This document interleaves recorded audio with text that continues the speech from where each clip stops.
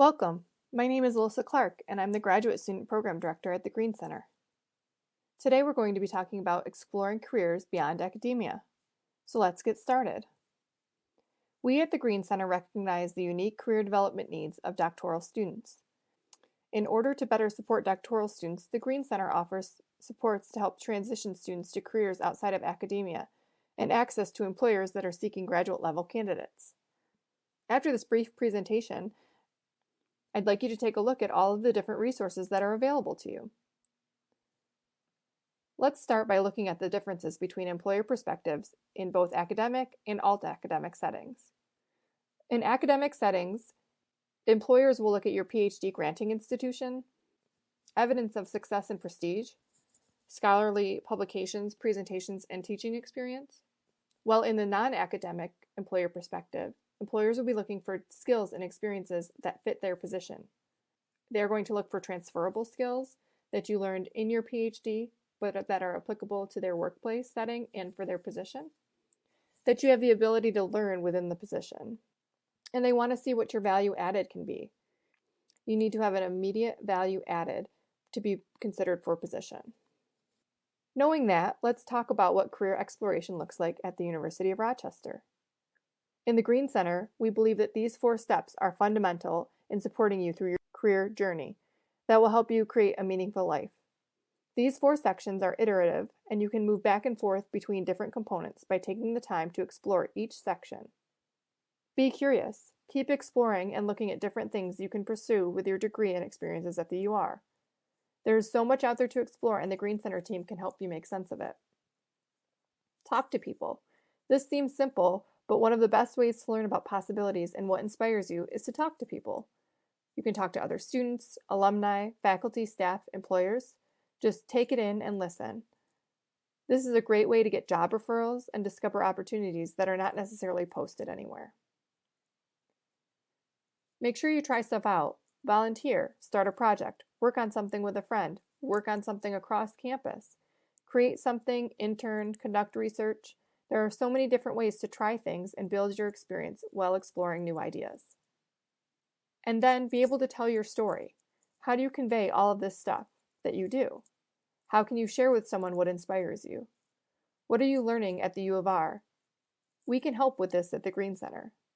This is going to be how you talk about your career competencies, your skill sets that you learned in your PhD program, and how they translate to a position that you're applying for. This can be done with personal branding, online profiles, resume, cover letter, informational interviews, and networking. Let's delve a little bit deeper now and look at the Get Curious section. Career communities at the University of Rochester are a way to connect with people, information, and resources to explore interests and conduct potential opportunities. There's resources in each career community that I recommend you take a look at. We encourage you to explore multiple career communities that align with your interests, goals, and career plans. To receive custom information on what matters to you, complete your Career Clusters section on Handshake. Career Explorer by SoCanU is a great way for getting to know your values and interests, as well as explore industries and professions. You can choose to take an assessment, which takes about 25 minutes, and generate personalized report and career matches for yourself. You can then explore these possibilities. Career Explorer also includes in-depth information on hundreds of careers, such as salary information, day-in-the-life videos, and much more. Imagine PhD is a great resource for social scientists and humanities PhDs. There you can fill out brief assessments that give you different values, interests, and careers that you may be interested in. It is a resource that you should check in with often, continuing to access resources as you progress through your program of study. Lastly, the Outcomes Dashboard is a tool that provides information on where recently graduated students from the University of Rochester have gone. You can sort by particular majors, industry areas, geographic locations, and more. This can help you explore different career possibilities and see what other U of R students have done. Most likely, you will see again that it's not a linear path from your degree to your career. Talking to people. Who should you talk to? Friends, family, faculty, alumni, employers. The list is endless. Beyond the resources we've already talked about, some of the best ways to figure out what you'd like to do or try next is through conversation and experiences. Conducting informational interviews and having experiences that allow you to try out things like internships and shadowing will be very helpful in deciding what you're actually interested in doing in a career moving forward. Your colleagues, graduate students in other programs, alumni, faculty, staff, and employers are great people to start talking to. Talking to people, forging networks, and having informational interviews is something that you can and should be doing day one. A question that is usually asked about finding academic positions is, when should you start looking? You won't start to look to apply for positions early on in your PhD career, but by starting and forging relationships, you're going to set yourself up for success later on. Thinking about your network can be daunting, but the good news is you already have a network. This graphic gives examples of folks who might already be in your network and where you might need to find or connect with other people. Don't underestimate the importance of previous and current classmates, lab mates, professors, colleagues, and supervisors. Similarly, your family and the family of close friends could also be worthwhile people to network with. You never know who knows who, so make nice with everyone. After talking to people, you're going to want to try things out that you find interesting. You can explore different opportunities to try stuff out by completing case studies, completing projects that you can actually show in a portfolio to future employers to showcase your skills, by completing micro internships, which are small segmented projects instead of full-blown internships that may be worth your time, especially when you're busy taking courses and doing research, but will also give you good experience that you can put on your resume. And lastly, internships. Internships are more full-time and will have longer and extensive projects and also extensive workplace experiences that will help you later on.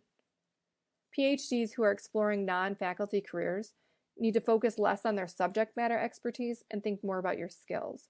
So those 3 examples that were listed, the case studies, micro-internships, and internships, are going to be ways that you can continue to work on these skills.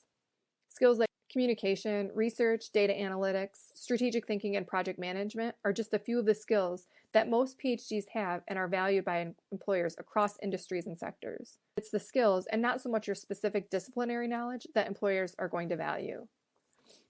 Can you think about ways that you access these skills in the specific disciplinary knowledge that you have?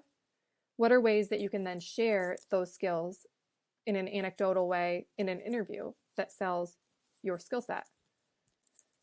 You could also utilize online courses and library resources to learn and improve your technical skills that employers will like to see, and it would also then help your disciplinary research. Skills like Tableau, Python, R, or attending different events like the University of Rochester's annual diversity conference or future faculty workshops. Even though it says future faculty, those skills that you're going to learn there would apply to non-academic positions as well. Talk to your colleagues in your graduate program or graduate students in other programs, alumni, faculty, staff, different employers, and talk about different skill sets that you've learned. Talk about ways that you can apply them to positions. The great way to do this is by trying stuff out and talking to people. Ways that you can continue to explore. You can make advising appointments with our career advisors in the Greene Center or attend collaboration hours for quick questions that you have. You'll want to utilize Handshake, which is an opportunity recommendation tool. You can utilize Handshake to also make the appointments that I just talked about above. Check out that outcomes dashboard that we talked about in an earlier slide and really play around with the filters and see what information you can glean from it. And then have career conversations. Great places to do that is the Melior Collective, LinkedIn, and Handshake. Let's continue to stay connected. Please continue to explore the content in this module and others, and reach out to the Greene Center with any questions.